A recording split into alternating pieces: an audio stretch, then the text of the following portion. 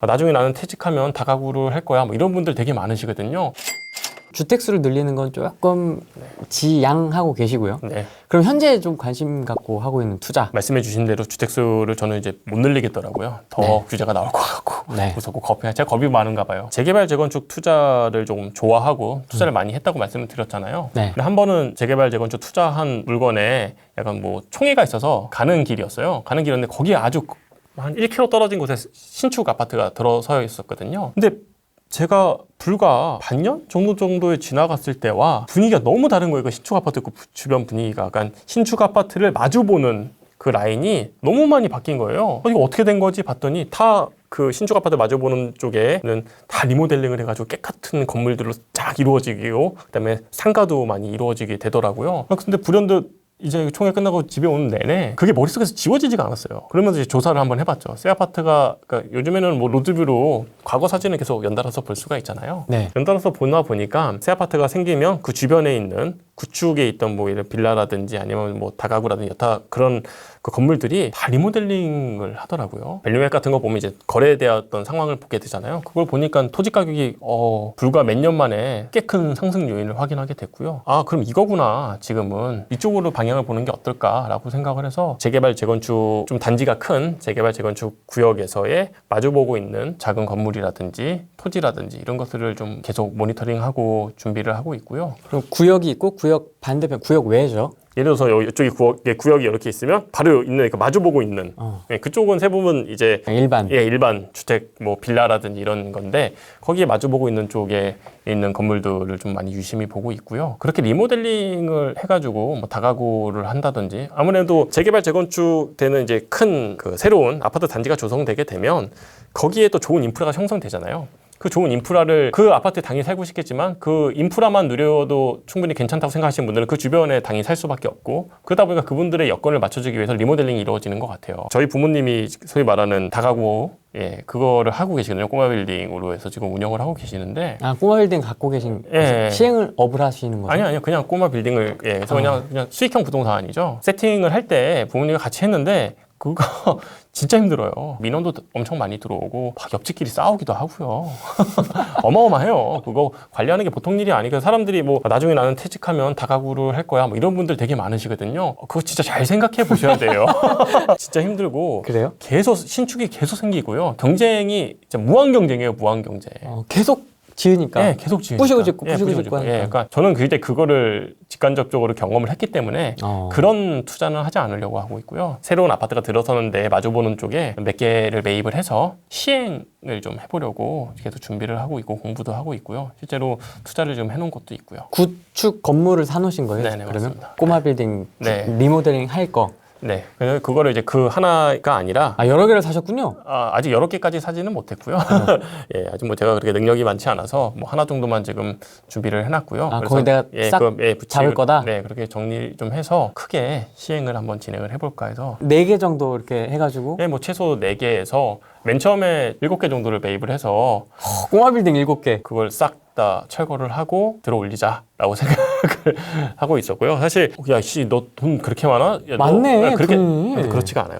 실제로 생각했던 것보다 다른 식으로 좀 돈을 융통할 수 있는 방법이 많고요. 뭐 PF라고 하죠. 그 PF 활용도 할 수 있고, 그다음에 철거를 했다는 것 자체는 이제 토지만으로 나대지가 되니까 그 토지에 대한 대출을 또 받을 수가 있고요. 그렇게 하면서 그다음에 또 이제 분양을 통해서 이제 선분양을 통해서 계약금이 이런 걸로 인해 가지고 좀 더 또 현금 흐름을 좀 확보할 수 있고요. 그래서 물론 돈이 들죠. 그래서 지금 제가 당장에 지금 진행을 할 수 있는 부분은 아닌 것 같고요. 제 이제 다음 목표죠.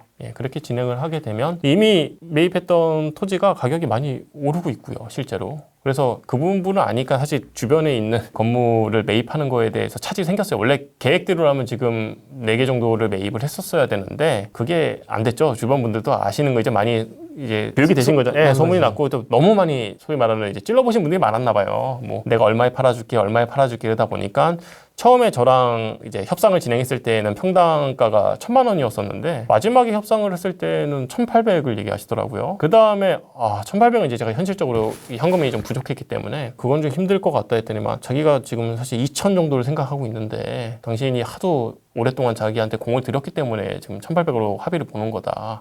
뭐 이런 식으로 말씀을 하시더라고요. 그래서 이렇게 하면 내가 목표한 거를 매입하는 데 좀 어려움이 있겠다 싶어서 다시 주택수를 줄여가면서 상승 가능성이 있는 곳에 내 집 마련을 또 하게 된 거고요. 그게 또 어느 정도 정리가 되면 제가 좀 목표한 바를 조금 더 추진하려고 노력하고 있습니다. 땅 주인한테 공을 어떻게 들이셨어요? 어떤 식으로 컨택을 하셨어요?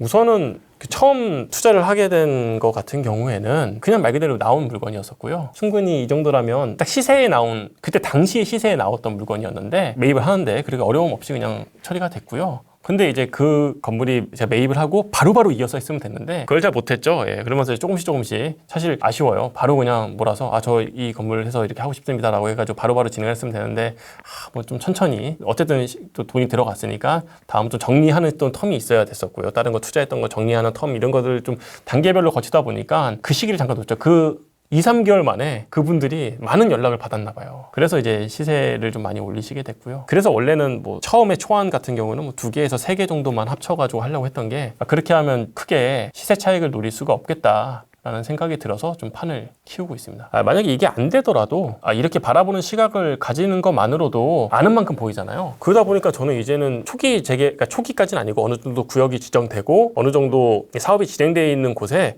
그 재개발 물건을 안 봐요. 인접한? 네, 인접한 있는 물건들의 시세를 계속 보고 있고요. 실제로 지금도 관심을 갖고 있는 지역들도 있고요. 거기도 계속 지금 접촉을 하고 있습니다. 만약 여기가 안 되게 된다면 제 능력 밖의 상황이 벌어지게 된다면 해보고 싶은 목표가 생겼기 때문에 네, 그걸로 투자를 이어나가면 어떨까 라고 생각을 하고 있습니다. 너무 주택으로만 또 한 번 느꼈던 게 이제 부동산 투자를 하게 됐던 게 막연하게 부자가 되고 싶다라는 생각이 있었기 때문에 했을 거 아니에요. 그럼 많은 분들이 그런 마음으로 하실 거고 그냥 부동산 투자만 해가지고는 원하는 목표를 달성하는 데는 한계가 있다는 생각이 들어요. 계속 규제는 나올 거고 세금도 부과될 거고 이런 분들 계시더라고요. 정권이 바뀌면 달라질 것 같다. 아니요, 저는 안 바뀔 것 같거든요. 지금의 야당이 여당이 된다 한들 전에 있던 정권에서 세금 확보를 이렇게 많이 해줬는데 그걸 손절할까요? 저는 계속 그거 유지시킬 것 같거든요. 그리고 현실적으로 지금 주택 안정화를 해야 되는 건 사실 맞다고 생각이 들고요. 그렇다면 자꾸 주택으로만 하는 것보다는 어느 정도 사업이 포함되어 있는 길로 가야 되는 게 맞다고 생각이 들어서 부동산의 어느 정도의 그 토지에 대한 그 입지에 대한 가치와 그걸 좀 사업을 접목시켜서 투자를 해보는 것을 좀 추천드리고 있습니다. 제가 그렇게 하려고 하고 있습니다. 그런 시행이나 이런 걸 좀 어디서 배우셨어요? 사실 일반인들이 접근하는 데 좀 거부 반응이 있고 좀 겁도 나고 그러다 보니까 인터넷 같은 걸 좀 많이 봤고요. 강의가 열리더라고요. 또 열심히 가서 강의도 들으러 갔고요. 기본적인 컨셉이 조금 잡히더라고요. 물론 이제 그 강의는 보편적으로 꼬마 빌딩이라는 게 대지가 한 5-60평대에 있는 부분을 갖다가 이제 하는 것을 꼬마 빌딩이라고 얘기를 많이 하시는데 그거 기준으로 해야 되는 강의였는데 네. 그래도 그 강의를 듣다 보니까 건물을 들어 올리는데 어떤 단계를 거치고 어떻게 PF를 활용하고에 대한 좀 기본적인 틀이 좀 갖춰지게 돼서 그 다음부터는 이제 인터넷에서 아니면 또 다른 또 경험이 많으신 분들 또 그런 거를 추천해 주시는 또 부동산들이 있으시더라고요. 그런 거를 좀 많이 해보신 그런 분들한테 또 자문을 또 구하기도 하고 해서 계속 간접 경험을 이어가고 있습니다. 간접 경험을 하고 있는 곳도 하나 있고요. 거기 안에서 어떻게 진행되고 있는지 계속 모니터링을 하는 실제로 조금 한 발자국 깊게 들어가서 좋은 기회가 생겨서 이렇게 진행되고 있구나. 그걸 보니까 시야가 좀 열리더라고요. 내가 너무 주택만 너무 아파트에만 너무 아파트, 너무 주택으로만 뭔가 이게 내 인생을 바꿔줄 것 같은 막연한 그런 기대감으로 라고 생각을 했었는데 그렇지가 않구나. 아직 세상에는 돈을 벌 수 있는 일들이 너무 많고 내가 모를 뿐이지 알면 찾아가면 찾아갈수록 기회는 되게 많이 있구나 라고 깨우치게 돼서요. 일단은 저의 좀 다음 목표를 그렇게 잡았습니다.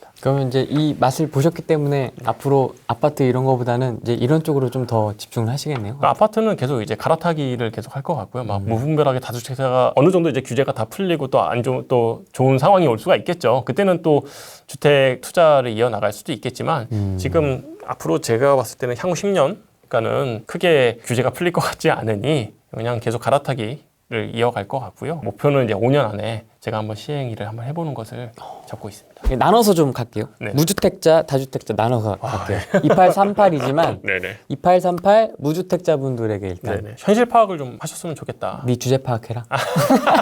자기 현재 상황이 어떤지를 갖다가 알아야지만 나를 알고 너를 알아야지 뭐 대응할 수 있다는 얘기를 하잖아요. 그래서 내가 지금 현재 어느 상황인지, 내가 지금 현재 현금으로 뭐 어느 정도 확보할 수 있는지를 먼저 파악을 하고, 그리고 뭐 예를 들어서 청약을 노린다면 내가 진짜 청약 점수가 어떻게 되는지, 그리고 난 청약을 기다릴 거야 하는데 어디에 올해에 어느 청약이 일어나는지도 몰라요. 그렇죠. 사람들이. 나는 어느 정도 청약 점수가 되고 나는 어디에 그 청약을 갖다 노려볼 거다. 뭐 예를 들어서 상기 신도시가 어디냐고 얘기하면 상기 신도시 모르거든요, 사람들. 상기 신도시 중에서도 어디가 내가 직장 생활이라든지 기타 여러 가지 여건이 좀 나한테는 맞다라고 해서 거기를 어떤 기준을 잡고 내가 접근을 할 거다라는 구체적인 좀 준비를 하시는 게 좋을 것 같고요.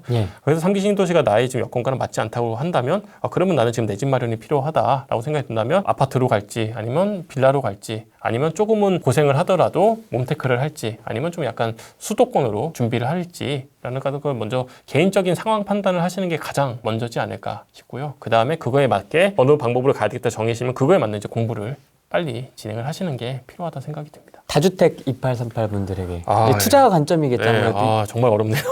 어느 정도 주택수를 더 이상 늘리는 투자는 조금은 조심하셔야 되지 않을까라고 생각이 들고요. 생각보다 세금을 고려하지 않으시더라고요. 투자한 게 막 대책이 없어요. 막 진짜 막 오늘 하나 사고 뭐 내일 약간 어제 하나 사고 오늘 사고 막 이런 분들도 있어요. 막 그 간격이 엄청 좁은 분들이 그냥 좋다고 하니까 그냥 막 사신 거예요. 뒤 감당 안 하시고 사신 거죠. 그렇게 하는 거는 사실 좀 문제가 있는 것 같고 더군다나 지금 앞으로 지금 상황에서는 그러는 것 자체가 사실 좀 정말 위험한 상황이니까요. 본인이 투자했던 걸 갖다 좀 정리를 하시면서 만약에 그게 가능하다면 좀 상급지로 좀 갈아타는 전략도 하나의 방법일 것 같고요. 그다음 말씀드렸던 정말 그럼에도 난 투자를 해야 되겠어 뭐라고 생각하시는 분들이 계시다면 뭐 아파트라든지 그다음에 정말 미래 가치가 있는 충분히 진행 상황을 봤을 때는 뭐 구역 지정이나 이런 것들이 있다든지 그런 것들 하면 진짜 조심스럽게 1억 미만 공시 가격에 뭐 그런 것도 한번 접근해 보시는 것도 저는 못할 것 같지만 그래도 만약에 진짜 난 너무 투자 간절하다고 하시는 분들은 그런 것도 하나 접근해 보실 만할 것 같고 멸실된 입주권 같은 경우에는 다주택자 분들은 그럼에도 불구하고 접근할 수 있지 않을까 라고 생각이 듭니다. 아무리 오랫동안 10년, 20년을 아침형 인간으로 일어난다고 해도 늘 괴롭거든요. 네, 맞습니다. 그게 즐거울 수가 없는 거예요, 그게. 매일매일 고민하는 것 같아요. 일어날 때마다 오늘 하지 말까?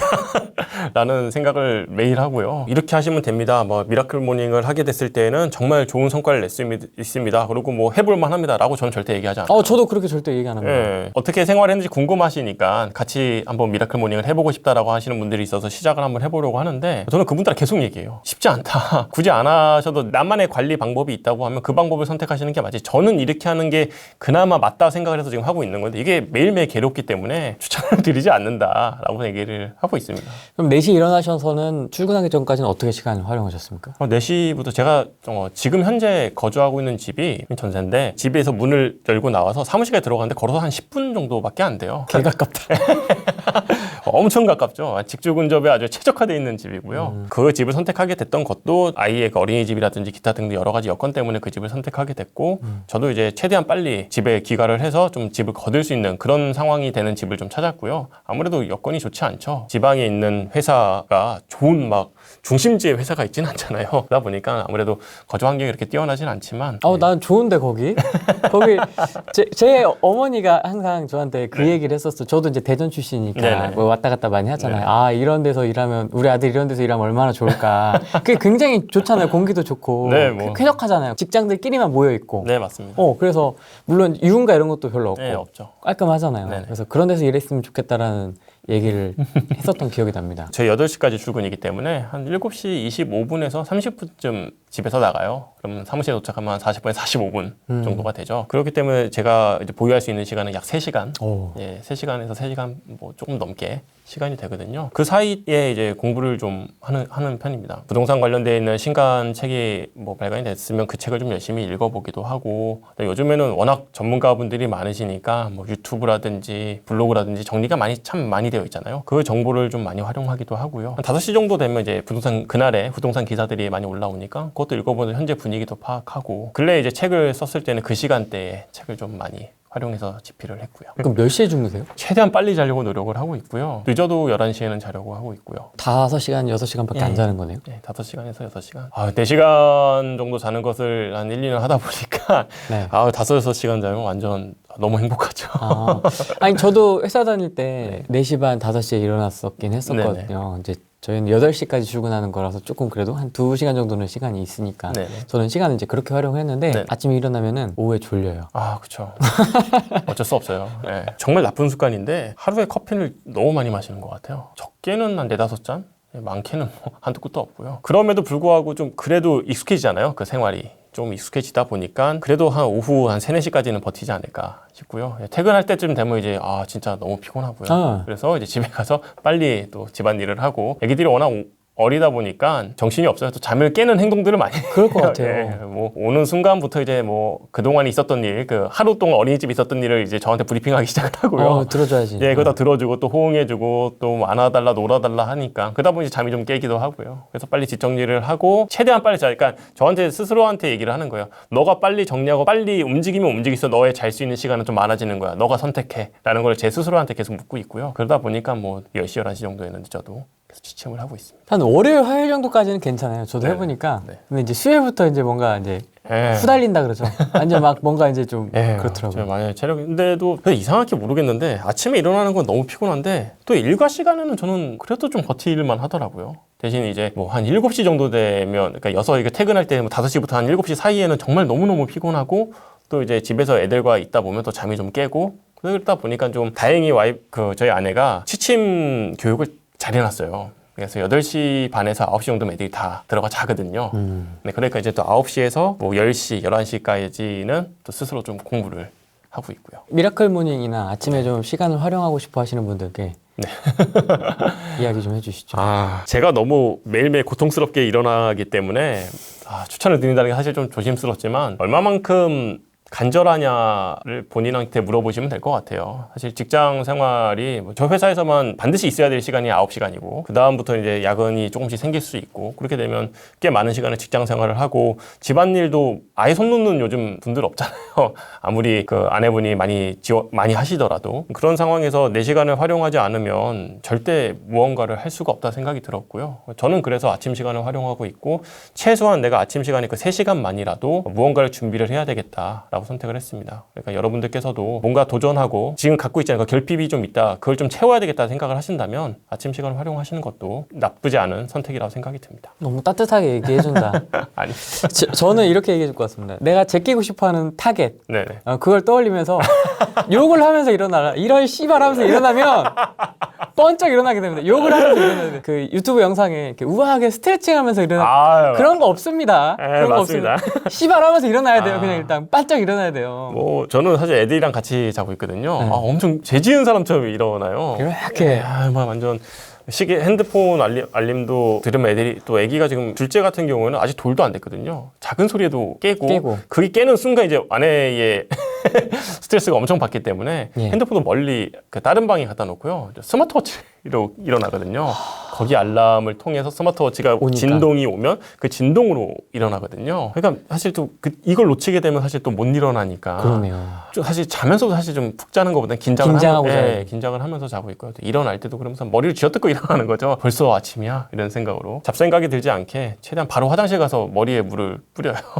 그래야지만 이제 잠이 좀 깨니까. 커피를 타고 이제 방에 들어가면 한 4시 20분 정도 되는 것 같아요. 4시 20분부터 이제 7시 20분까지 약 3시간 동안 나만의 시간을. 그래도 이렇게 억울하게 이렇게 피곤한 상태에서 일어났는데 더 자고 싶은 걸 욕구를 다 이렇게 억제하면서 일어났는데 이 시간을 내가 헛되이 보내면 너무 하루가 좀 멘탈이 나갈 것 같더라고요. 한 번은 잠을 깬다는 생각으로 뭐 유튜브를 조금 봤는데 부동산 유튜브라든지 뭐 불행이 TV라든지 이런 걸 보면 사실 좀 괜찮았을 텐데 다른 걸 보고 있는 제 자신이 하루 종일 화가 났어요. 예능 뭐 이런 거. 그러니까 잠을 깬다는 목적으로 그걸 1시간 정도 보고 있는 제 자신이 너무 화가 나서 딱 일어나는 순간에는 진짜 좀 보람된 또 그런 성취감, 작은 성취감이죠. 내가 아침에 일찍 일어났고 한 7시까지 한 3시간 동안 나름대로 열심히 했던 그 작은 성취감으로 출근을 하게 되면 나름 또 괜찮은 또 시작이 좀 좋지 않을까 생각이 듭니다. 시간이 많이 부족하잖아요. 직장인이니까. 아무래도 이제 고정적으로 픽스가 된 시간 외의 시간을 이제 잘 활용을 하는 게 포인트일 것 같은데 시간 관리 좀 어떻게 하세요? 제가 운동을 되게 좋아했었거든요. 웨이트죠. 그러니까 헬스장을 다니기 거의 한 10년 정도를 헬스장을 꾸준히 다녔었어요. 헬스파? 예, 저도 헬스파입니다. 예, 완전 헬스를 많이 운동할 때 하루에 4시간씩 운동을 한 적도 있었고요. 제 유일한 스트레스 푸는, 제가 다른 걸 할 줄 몰라요. 제가 게임도 할 줄 모르고요. 핸드폰에 작은 게임 하나 정도는 다들 깔려 있잖아요. 근데 저는 게임도 할 줄 모르고요. 저도 모릅니다. 할 줄 아는 게 없어요, 사실. 그러다 보니까 그 헬스가 참 매력이었어요. 그냥 그 시간 동안에는 힘만 들잖아요. 아무 생각 없이. 그게 매력이라서 참 꾸준히 헬스를 했고 하루에 한 2시간은 최소 운동을 했었는데 그거를 포기를 했어요. 지금 당분간은 내가 지금 헬스를 할 때가 아니다 라는 걸 좀 포기를 했고, 다행히 친목을 다 포기를 했죠. 뭐 친구들 만나서 뭐 놀러 가서 놀고 술 마시고 아니면 회식이라든지 이런 것들이 꽤나 있었는데도 불구하고 그걸 다 정리를 했고요. 왜냐하면 제가 앞서 말씀드린 대로 직장인은 시간이 없기 때문에 어느 정도 관리를 할 수밖에 없고요. 오히려 이것 때문에 함께 살고 있는 이제 아내와 아이들한테 많이 미안해요. 아기를 데리고 좀 많이 놀러도 다니고 그런 것 때문에 현타가 오는 것 같아요. 뭐 제 친구들 같은 경우에는 어느 정도 부모님 도움이라든지 이런 여건을 받은 친구들은 주말에 많이 놀러 다니더라고요. 아기들이랑 막 사진 뭐 카톡에 오잖아요. 막 사진 프로필이 바뀌잖아요. 그런 거 보면서 너무 미안해요. 너무 미안해서 집에 들어와서 아이를 봤을 때 막 눈물이 난 적도 있어요. 나는 아빠 얘는 아빠 잘못 만나가지고 어린 나이에 여러 가지 많이 경험을 시켜줄 수도 있었을 텐데 그걸 못 해준다는 거에 대한 아쉬움 때문에 뭐 현타가 오기도 했었지만, 진짜 부모가 도움을 줘야 될 시기가 있을 거 아니에요. 뭐 중학교, 고등학교 때 뭐 경제적으로 지원을 많이 해줘야 될 상황이 왔을 때 그때 못 해주는 것보다는 지금 조금 포기하는 게 맞지 않았나 생각을 해서 그런 것들을 다 포기하고 최소한의 시간에서 하루에 뭐 4시간에서 5시간 정도는 공부를 하려고 노력을 하고 있습니다. 어차피 어렸을 때는 기억을 못해요.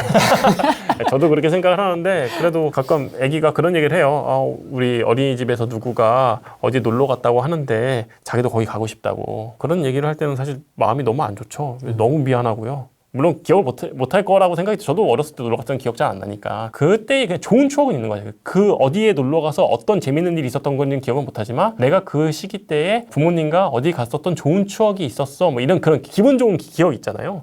그런 거를 누려주지 못한다는 거에 대한 아쉬움이 있어요. 그래서 항상 미안하게 생각하고, 제가 이러고 있다 보니까 아내가 거의 대부분 독박을 하고 있거든요. 독박 육아를 하고 있거든요. 육아가 되게 힘들어요. 아기가 너무 이쁜데 애가 너무 이쁜 만큼 너무 힘들거든요.